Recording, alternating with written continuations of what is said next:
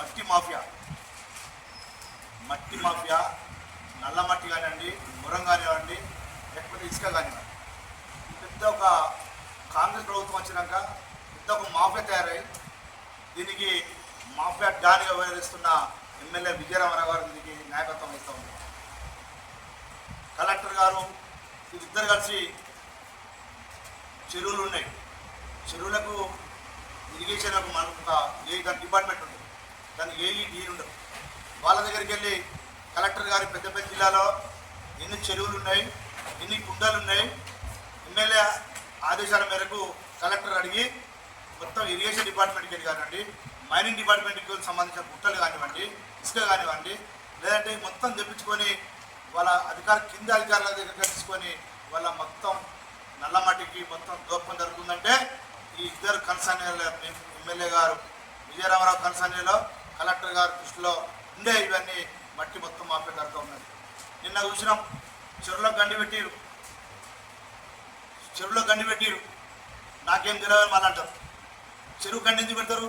రైతులంతా ఇబ్బంది పడుతున్నారు. ప్యాడీ అంతా నీకు 2 నెలలకి వెళ్ళి మక్కలు కానీ లేకపోతే వరి ధాన్యం కానీ ఇబ్బంది అయితే కాంటలు అయితే లేవు. సెలవులు అని అంటారు, ఆదివారం శనివారం సెలవులు అనుకుంటుంటా కాంటలు పెంచకుండా ఇవన్నీ ఈ ఇద్దరు ఎమ్మెల్యేలు మొత్తం నువ్వు 5 సంవత్సరాలు నువ్వు అమ్ముకున్న మట్టి గుట్టలు నువ్వు అమ్ముకున్నావు అని చెప్పేసి, లేకపోతే ఈ ఎమ్మెల్యే గారు నువ్వు మాజీ ఎమ్మెల్యే నువ్వు అమ్ముకోలే అని చెప్పేసి ఇలాంటి రైతులను తప్పుదో పట్టిస్తారని నేను అడుగుతా ఉన్నా. కలెక్టర్ గారిని అడుగుతా ఉన్నా, ఏ గ్రేడ్ ఉన్న వడ్డను కామర్ కింద ఎట్లా తీసుకుంటున్నారు, ఎమ్మెల్యేకి సోయి లేదని అడుగుతున్నాయి. విజయరామారావు దీన్ని స్పందించవలసిన అవసరం ఉంటుంది.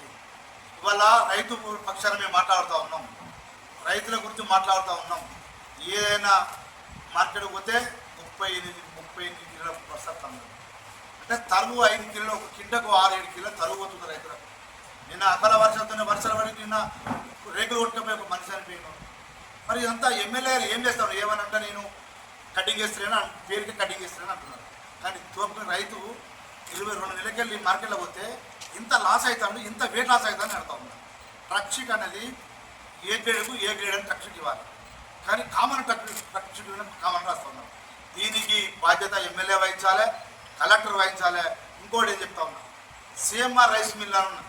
సిఎంఆర్ వాళ్ళకు డిఫాల్టర్ వాళ్ళకు మొత్తం డిఫాల్టర్ అని చెప్పేసి వాళ్ళకు గతంలో ప్యాడ్ ఇవ్వలేదు.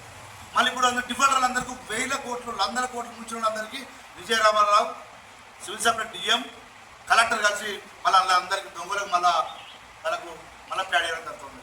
అంటే ఒక్కోటి 200 కోట్లు 100 కోట్లు 70 కోట్లు ఇవన్నీ ప్యాడీని అమ్ముకొని గవర్నమెంట్కి సిఎంఆర్ బాకీ ఉన్నా కూడా వాళ్ళకి బ్లాక్ లిస్ట్లో పెట్టిన వాళ్ళకు మళ్ళీ క్రాప్ ఎందుకు ప్యాడ్ ఇస్తున్నాను ఎమ్మెల్యే గారు అడుగుతా ఉన్నా, కలెక్టర్ గారు అడుగుతా ఉన్నా, డిఎం గారు నేను అడుగుతా ఉన్నా, డిఎస్ గారు అడుగుతా ఉన్నా. ఎందుకు చేస్తూ ఉన్నారు ఇటువంటి పనులన్నీ? కేవలం విజయరామారావు గతంలో మాజీ ఎమ్మెల్యే దాసరి మనోహర్ గారికి ఇట్టిన అవినీతి ఎట్లా ఉన్నదో ఇలా నువ్వు దోచుకున్నావు 5 సంవత్సరాలు 2 సార్లు ఎమ్మెల్యే ఇంకో 2 సార్లు ఎమ్మెల్యే దోచుకుంటా అనే వాదతోని వాళ్ళిద్దరు అలా పరస్పరంలో మాట్లాడుకుంటారు తప్ప వాళ్ళిద్దరు సిండికేట్ వాళ్ళిద్దరు ఒకటే 3 వార్షం వచ్చినప్పుడు గొడుగు ఎన్నైతే గొడుగు పడతారు. వాళ్ళిద్దరి మాట ఒక్కటే. కార్యకర్తలు వాళ్ళు నమ్మకండి, ప్రజలు చీకొడతా ఉన్నారు. భారతీయ జనతా పార్టీ నిష్పత్తిగా చెప్తా ఉన్నాం, కలెక్టర్ గారికి చెప్తా ఉన్నాం, ఈ మట్టి మాఫియాని మీరు నిన్న పట్టుకున్నారు. ఒక 100 లారీలు కొట్టేస్తున్నారు, 5 లారీలు పట్టుకున్నారు. చలో 5 లారీలు ఏడ పట్టుకుని మేము మీడియం పట్టుకొని పోదాం, 5 లారీలు సీల్ చేసి అని చెప్పింది ఆర్ఐ గారు. ఎక్కడ ఆర్ఐ గారు ఎక్కడ సీల్ చేసింది చూపెట్టవలసిన అవసరం ఉందని చెప్పి తెలియజేస్తున్నాను. అదే విషయాలు క్లుప్తంగా పెద్ద రాష్ట్ర నాయకులు బ్రదర్ మన సురేష్ రెడ్డి గారు మేము ఉండి